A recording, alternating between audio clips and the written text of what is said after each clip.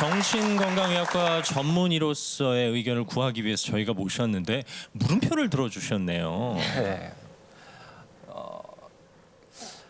만약에 시간을 돌이켜서 그 안인득 씨 사건 전으로 돌아갈 수 있다면 네. 그러면은 우리는 안인득 씨한테 무엇을 할 수 있을 건가라는 걸 한번 생각을 해보면 좋을 것 같습니다. 치료를 권하겠죠. 네. 치료가 필요한 건 사실입니다. 그게 외래 치료이건 어떤 치료이건 간에. 그런데 우리는 외래 치료, 그다음에 입원 치료 정도밖에 선택지가 없어요. 앞선 분들도 말씀하셨듯이 아직 이쪽 정신의료나 정신보건 시스템이 충분히 선진화가 되어 있지 않기 때문에 선택지가 딱 2개밖에 없습니다. 그런 상황에서 그분한테, 안인득 씨한테 치료를 받아야 된다라고 권했을 때 다행히 동의가 된다면은 그렇게 하면 되겠죠. 그런데 동의가 안 되고 계속 주변을 위협하는 상황이 생겼을 때 우리는 무엇을 선택할 것이냐. 그 결정, 그 상황에 처했을 때 강제 치료가 필요하겠는가 안 하겠는가라는 생각을 고민하면 됩니다. 물론 강제 치료 과정 일반에서 폐해들이 등장할 수 있고 강제 치료를 받는 과정에서 환자분들이 트라우마를 받는 경우들도 있습니다. 또 강제 치료 과정에서 가족분들이 받는 트라우마도 굉장히 많고 입원이 안 되기 때문에 받는 트라우마도 굉장히 많습니다. 그런데 강제 치료가 필요하냐 안 하냐라는 주제를 이야기를 할 때는 좀 포커스를 좁혀서 안인득 씨가 그 사건을 일으키기 전에 우리가 그 상황을 다시 접했을 때 우리는 어떻게 할 것이냐라는 걸 생각해 보면 답은 필요한 사람한테는 필요할 수 있다라고 이야기할 수밖에 없지 않을까라는 생각이 듭니다.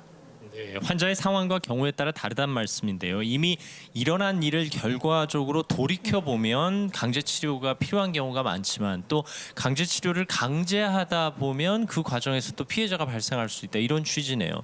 그래서 또 오늘 이 시간이 필요하지 않을까 싶기도 합니다. 네. 우리 프로바둑 기사 한혜원 씨는 어떻게 생각하시는지 여쭐게요. 네, 저도 사실 가까운 지인 중에 이제 정신질환을 겪은 분이 있어요. 네. 처음에는 외국에서 인종차별을 겪었고, 그래서 트라우마가 생겨서 처음에는 이제 사람들 만나기를 꺼려하고 이제 대인 기피증 쪽으로 증상이 나타났었어요. 그래서 나는 그냥 사람 만나기 싫은 정도고 뭐 이 정도에 내가 왜 병원을 가? 이제 주변 사람들이 상담 한번 받아보자 이렇게 얘기를 해도 아유 나는 그 정도는 아니야 이렇게 손사래를 쳤었는데 그러다가 어느 날 점점 증상이 심해지면서 본인이 분노가 엄청나게 많이 생기더래요. 그래서 정신없이 화를 내고 나니까 나도 내가 무섭다 이런 생각이 들어서 이거는 가만히 있는다고 해서 낫는 병이 아니구나. 그때서야 병원을 가고 싶은 생각이 이제 조금 들었고 이제 그때 이제 가족들의 설득이 더해져서 이제 정신과 상담 치료도 받고 이제 약물 치료도 받고 이렇게 좀 병행을 했던 걸로 알고 있어요.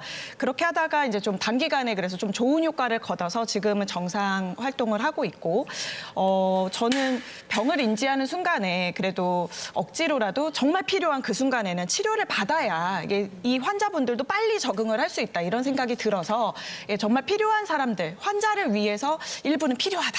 이렇게 선택을 해봤습니다. 네, 아마 한혜원 씨처럼 주변 지인 가운데 정신질환으로 힘들어하시는 분들이 계실 겁니다. 그만큼 우리 사회에 함께 어우러져 살아야 하는 공동체의 일원인데요. 그런 의미에서 오늘 토론 함께 해주시면서 함께 고민해 보시면 어떨까 싶습니다. 네, 사실 저희가 상당히 무거운 마음으로 이 아침에 이 주제를 꺼내 들었습니다. 혹시 같은 질환을 앓고 계신 분들에게는 참 죄송스러운 마음이 들기도 하는데요. 아침마당이 마당이잖아요. 이렇게 함께 모여서 이야기할 수 있는 기회가 지금은 있어야 되는 시기인 것 같아서 한번 시작을 해보려고 합니다. 네, 아울러 티봇의 투표창 열어놨습니다. 네, 여러분의 의견 티봇 통해서 표현해 주실 수 있습니다. 댓글로도 가능하니까 다양한 의견 많이 보내주세요.